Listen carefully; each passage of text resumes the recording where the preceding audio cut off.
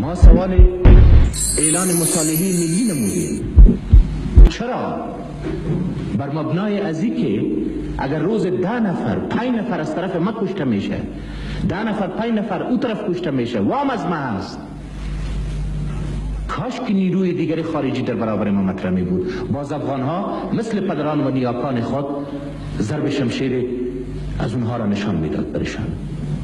ولی کی میموره؟ از هر دو طرف برادر ما میموره.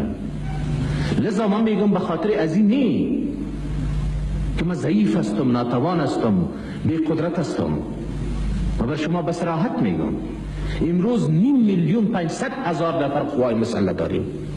مجموعه سازمان های اجتماعی ما از اتحادیه کارگران گرفته تا دیگرها کلش که محاسبه بکنیم 1,000,000 نفر می شود. قوت و طاقت زیاد هست، مگر این قوت و طاقت زیاد را ما علیه کی استعمال بکنم؟ علیه برادر خود؟ علیه خودت؟